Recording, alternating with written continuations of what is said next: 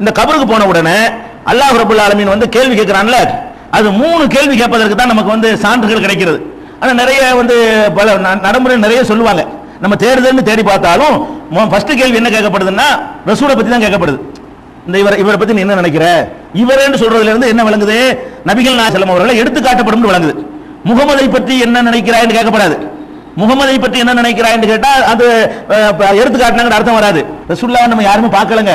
அப்ப ஒழுங்கா உள்ளவன் மட்டும் பதில் சொல்லுங்கிறதுக்கு தான் முகமதை பற்றி என்ன நினைக்கிறேன்னு கேட்காம இவரை பத்தி என்ன நினைக்கிறேன்னு கேட்பான் சஸ்பென்ஸா.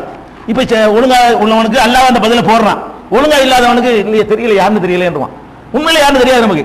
இப்ப ரசூலுல்லாஹ் நம்ம யாரும் பார்க்கலங்க, நிச்சயமா ரசூலுல்லாஹ் போட்டா கொண்டாந்து ஒரு காலத்துல எடுத்து வச்சிருந்து காட்டினா நீங்க நம்புவீங்களா? ரசூலுல்லாஹ் சொல்லுவீங்களா? யாராவது யாருக்கும் சொல்லல, நம்ம பார்க்கலையே. அப்ப பார்க்காத ஒரு ஆளை கொண்டு காட்டி எல்லாரும் செய்வான். நீ இந்த மனிதரை பற்றி என்ன அப்படி கேட்கப்பட என்ன கேட்கணும்னா, இந்த மாஹாத ரஜுல் உள்ளது போய் சபிக்கும், உங்களுக்கு இந்த மனிதர் உங்களுக்கு அனுப்பப்பட்டாரே இவரை பத்தி என்ன நினைக்கிறீங்க அப்படின்னு கேட்கப்படும். இது வந்து ரசூல் ஸல்லல்லாஹு அலைஹி வஸல்லம் மட்டும் உள்ள கேள்வியா நீங்க எடுத்துக்கொள்ள கூடாது.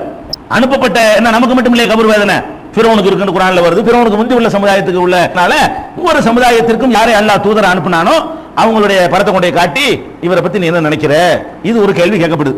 ரசூலை பற்றி ஒரு கேள்வி கேட்கப்படும்.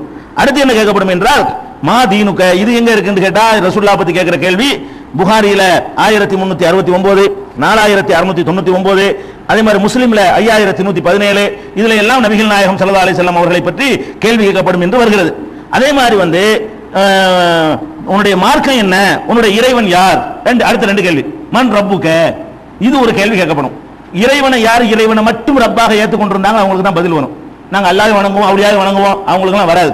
வணங்குதா? நாங்க அல்லாஹ்வையும் வணங்குவோம், அல்லாஹ் படைச்ச பொருள்களையும் வணங்குவோம் அப்படின்னு யாரெல்லாம் நடந்து கொண்டிருந்தார்களோ அவங்களுக்குலாம் பதில் வராது. என்ன கேள்வி கேட்கப்படும்னா மன் ரப்புக்கங்கிற ஒரு கேள்வி, வமா தீனுக்குங்கிற கேள்வி. உன் இறைவன் யார் என்று கேட்பார்கள்.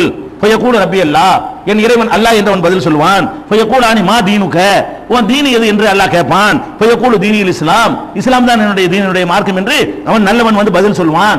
இப்படின்னு சொல்லி இந்த 2 கேள்விக்கு ஆதாரம் இருக்கிறது. ரசூலுல்லாஹ் பத்தி கேள்வி கேட்கப்படும், இறை தூதர்களை பற்றி கேள்வி கேட்கப்படும். இந்த 3 கேள்வி தான் அங்க, மறுமையில மற்ற கேள்விகள்லாம் கொஸ்டின் எவ்வளவுதான். இந்த 3 பத்தி தான் கேள்வி கேட்கப்படுவதற்கு ஹதீஸ்கள் ஆதாரம். உன்னுடைய வேதம் எது, குர்ஆன் அப்படிலாம் சொல்லவும் முடியாது, கேட்கவும் முடியாது, வரல. அது மாதிரி கேட்கப்படும் என்பதற்கு என்ன இல்ல, எந்த விதமான ஒரு எத்தனை கடமை உனக்கு இஸ்லாத்துல ஃபர்ல் எத்தனை அப்படிலாம் கேட்கப்படுமா அப்படிலாம் ஆதாரம் கிடைக்கல. நமக்கு தேடி தேடி பார்த்தாலும் என்ன கிடைக்குது, ரசூலுல்லாஹ் பத்தி ஒரு கேள்வி, உன்னுடைய ரப்பு யாரு, உன்னுடைய தீன் என்ன, அவனுடைய இமாம் யாரு, இதெல்லாம் ஒரு எந்த கேள்வியும் வராது.